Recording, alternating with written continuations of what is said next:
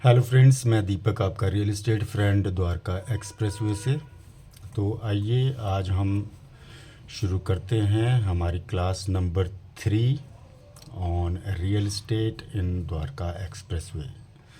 जैसे कि मैंने आपको ऑलरेडी बताया कि मैं आपको अपने रियल लाइफ एक्सपीरियंस से शेयर करूंगा, जिससे आपको इस रियल एस्टेट की दुनिया में कदम रखने में, अपना करियर बनाने में बहुत ज़्यादा सहायता मिलेगी।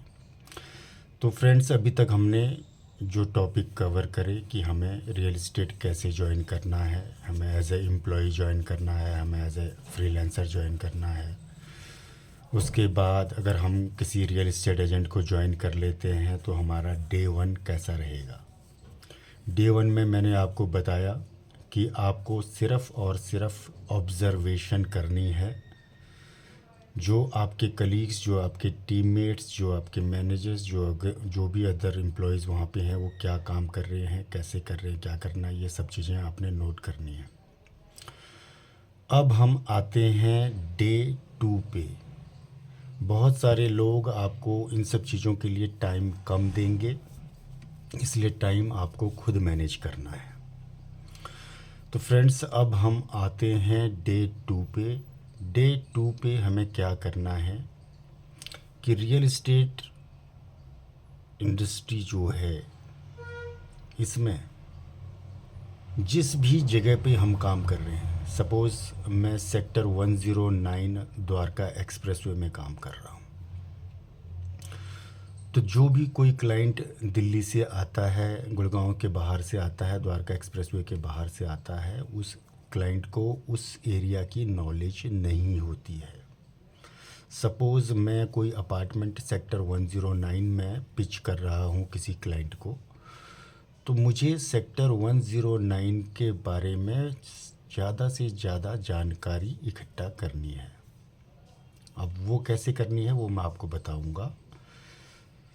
आपने स्टेप बाय स्टेप चलना है, सारी चीज़ें एक साथ इकट्ठा नहीं करनी है।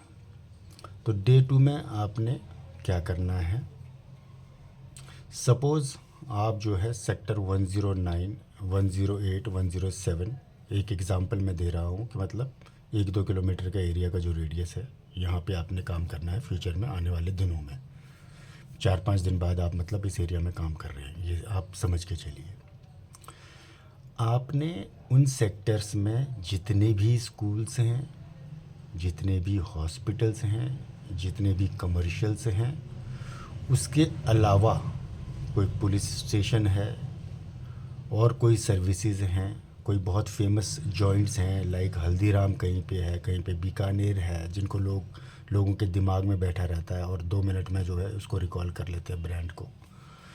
वो सारी चीज़ें उन सेक्टर्स की आपने अपने नोट पैड में नोट करनी है, like hospitals, markets, shopping malls, schools और जितनी भी चीज़ें वहाँ पे लैंडमार्क हैं वो आपने सारी नोट करनी है। वो ये क्यों नोट करनी है वो मैं आपको आगे के सेशंस में बताऊंगा, क्योंकि अभी हमारा बहुत ही बिगिनर लेवल है।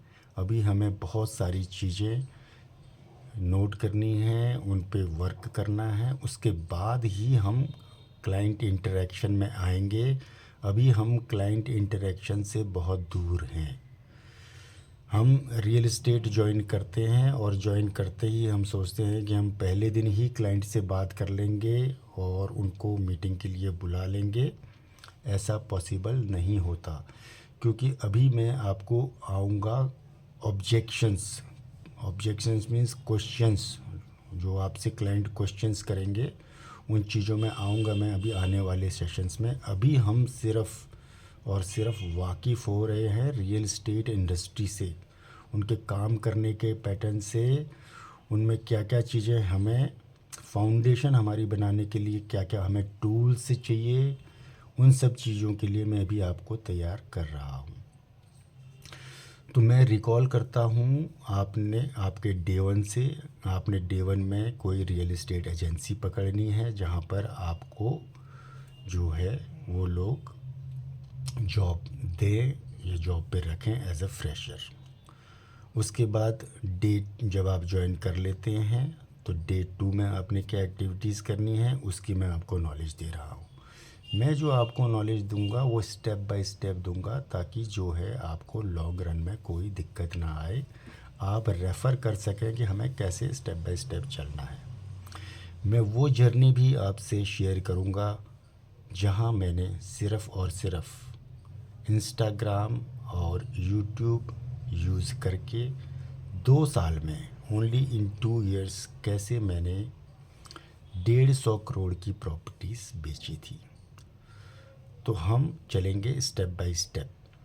जो हमारा सेकंड डे है आफ्टर जॉइनिंग, उसमें मैंने आपको बताया कि जिस भी एरिया में आपने काम करना है उस एरिया की हमें सारी चीज़ें, सारी फैसिलिटीज़ वहाँ पे जितनी भी हैं उनको नोट डाउन करना है और उनको अपने दिमाग में बिठाना है। उनका क्या यूज़ रहेगा फ्यूचर में मैं अब आपको बताऊंगा। इन फ्यूचर जब आप कॉल्स करोगे क्लाइंट को, आप कोई सोसाइटी पिच करोगे तो आपको उस सोसाइटी के आसपास क्या क्या चीज़ें अवेलेबल हैं ये अगर जब आप बताते हैं क्लाइंट को तो क्लाइंट का कॉन्फिडेंस बूस्ट होता है। लाइक कि मैं सेक्टर 109 में रहता हूँ तो यहाँ पे हॉस्पिटल की भी सुविधा है, यहाँ पे स्कूल की भी सुविधा है, यहाँ पे पुलिस स्टेशन भी पास में है, यहाँ से दिल्ली बॉर्डर भी पास में है, यहाँ से एयरपोर्ट भी पास में है। तो ये सारी चीज़ें क्लाइंट्स देखते हैं जब भी वो कोई प्रॉपर्टी सर्च कर रहे होते हैं। तो आप जो भी सोसाइटी पिच करोगे आपको उसके बारे में, उसके आसपास के बारे में सारी चीज़ें पता होंगी तो आप अपने क्लाइंट के साथ एक कॉन्फिडेंस बिल्ड करोगे। होप मैं अपने सेशंस बहुत छोटे छोटे रखूँगा ताकि आप जो चीज़ मैंने आज बताई है उसको प्रैक्टिस करें, उसको रिकॉल करें अपने दिमाग में और वो चीज़ आगे आने वाले फ्यूचर में इम्प्लीमेंट कर सकें। तो इसके बाद जो है डे 4 हम डिस्कस करेंगे, वो वाला वीडियो मैं जल्दी ही अपलोड करूँगा। होप आप लोगों को मेरे सेशंस पसंद आ रहे होंगे। अगर कहीं पर आपको लगता है कि किसी स्टेप में मुझे हेल्प की ज़रूरत है तो आप हमेशा मुझे कांटेक्ट कर सकते हैं। और इसके अलावा भी कोई पर्टिकुलर कोई अगर आप टॉपिक डिस्कस करवाना चाहते हैं तो वो भी मैं आपसे डिस्कस करने के लिए ओपन हूँ। बट वो हम आएंगे अभी हमारे जब 4 या 5 सेशंस हो जाएंगे तब। अभी मैं सिर्फ़ और सिर्फ आपका एक माइंड सेट तैयार कर रहा हूँ रियल एस्टेट इंडस्ट्री में कैसे आते हैं और यहाँ पे कैसे वर्क करना हमें शुरू करना चाहिए।